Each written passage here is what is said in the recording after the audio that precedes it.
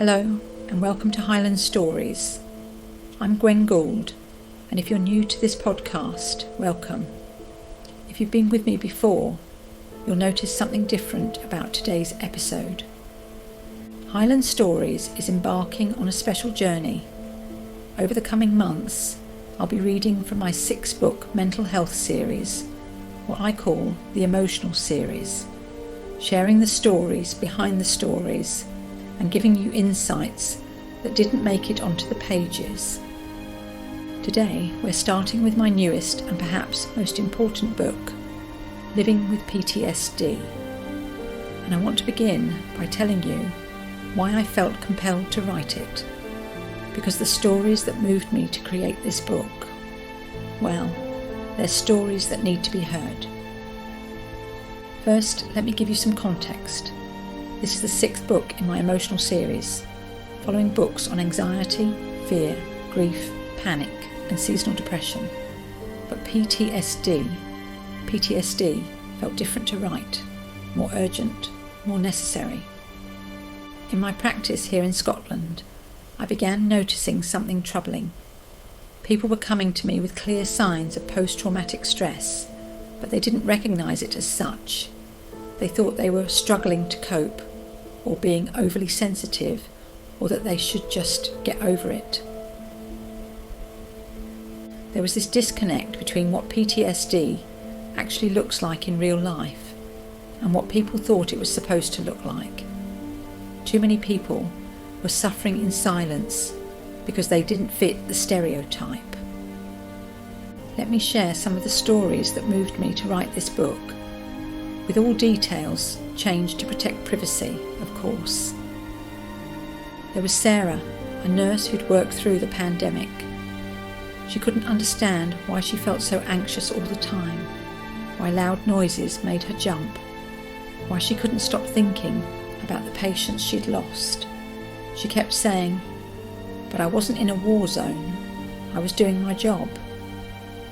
There was Michael, who'd been in a serious car accident 2 years earlier. He'd recovered physically, but he couldn't drive anymore without panic attacks. His family kept telling him he was lucky to be alive and should move on. He felt ashamed that he couldn't. And there was Emma, who'd experienced childhood abuse, but had never connected her current struggles with sleep, relationships, and trust to those early experiences. She thought she was just broken somehow.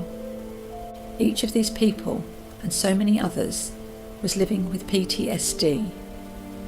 But because their experiences didn't match what they thought trauma should look like, they were trapped in suffering without understanding or hope. Living here in Scotland, I also became aware of some unique challenges we face with trauma recognition and treatment. We have a strong cultural narrative around resilience, which can be a strength, but it can also make it harder for people to acknowledge when they need help. There's this sense that we should get on with it, which can be both admirable and harmful.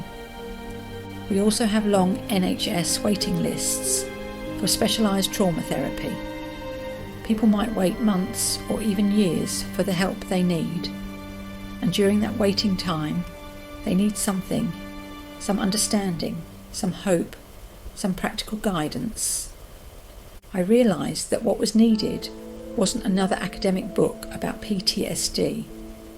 What was needed was a compassionate, practical guide that helped people understand what they were experiencing and gave them tools they could use. At the same time, they waited for or worked through professional treatment. When I sat down to write Living with PTSD, I wanted to create something different from what was already available. First, I wanted to expand the understanding of what trauma looks like. Not just soldiers returning from war, though their experiences are absolutely valid, but also healthcare workers, accident survivors, people who've experienced abuse, those who've witnessed violence, anyone whose nervous system has been overwhelmed by an experience they couldn't process at the time. Second, I wanted to focus on living with PTSD, not just surviving it. Yes, the symptoms are real and challenging, but they don't have to define your entire life. There's hope, there's healing, and there's a path forward. And third, I wanted to make it practical. This isn't a book you read and put on a shelf. It's a companion for the journey, full of exercises, insights, and tools that you can use whether you're just beginning to understand your trauma response or you've been working on healing for years. The book is structured around what I call the 3 pillars of PTSD recovery: understanding, managing, and transforming.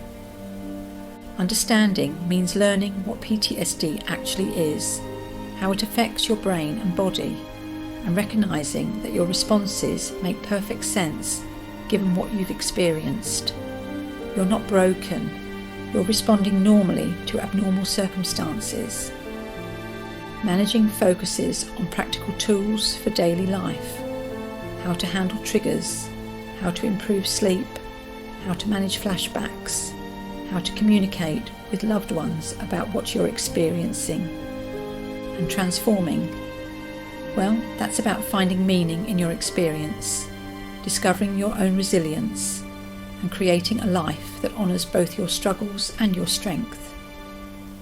Throughout the book, I share insights from my clinical practice, research from trauma specialists, and most importantly, the wisdom of people who've walked this path and found their way to healing.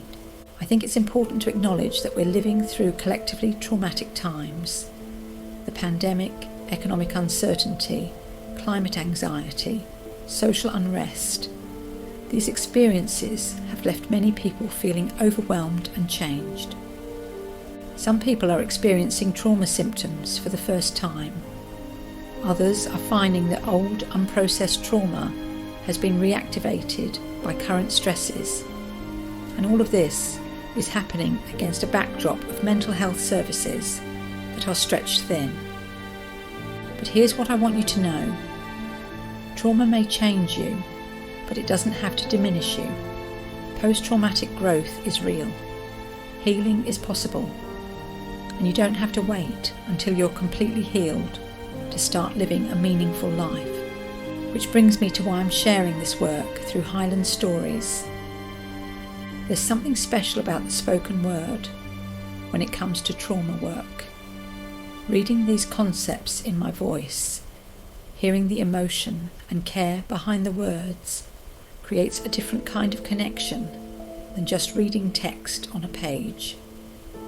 Over the next few episodes, I'll be reading the introduction and first chapter of Living with PTSD, adding commentary and insights that didn't make it into the written version.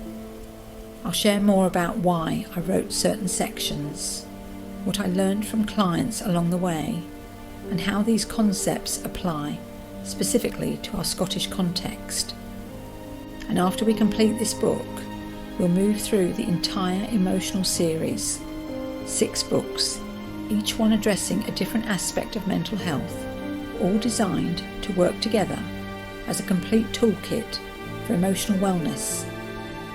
Before we go any further, I need to share some important information.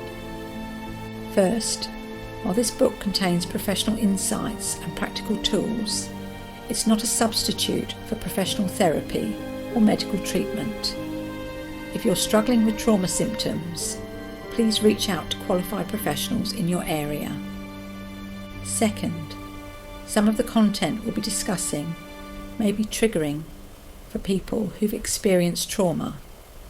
I'll always give you a heads up if we're going to discuss something potentially difficult, and I encourage you to take care of yourself.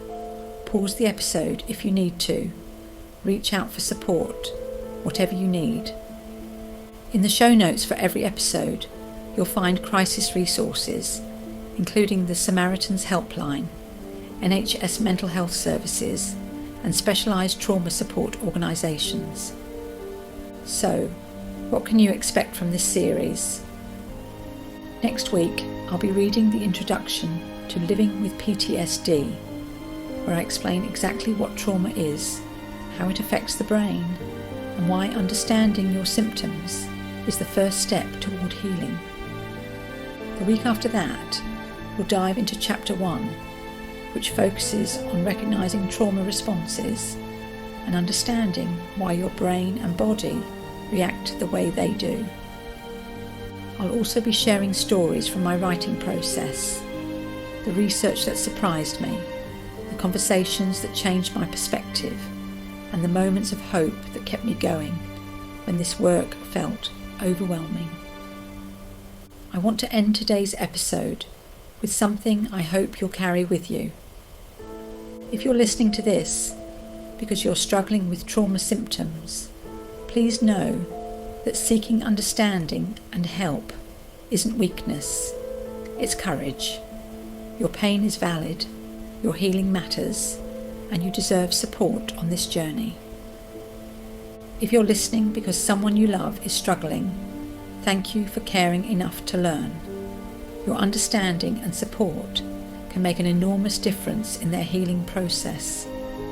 If you'd like to read along with these episodes, you'll find Living with PTSD available on Kindle and in paperback. Links are in the show notes. You can also follow my work on YouTube at Highlands Therapy, where I share mental health insights and discuss the entire emotional series. Please subscribe to Highland Stories wherever you listen to podcasts, and if this episode has been helpful, I'd be grateful if you'd share it with someone who might benefit from hearing it. Thank you for joining me on this journey. Thank you for trusting me with your time, and if you're trusting me with your pain, thank you for that courage as well.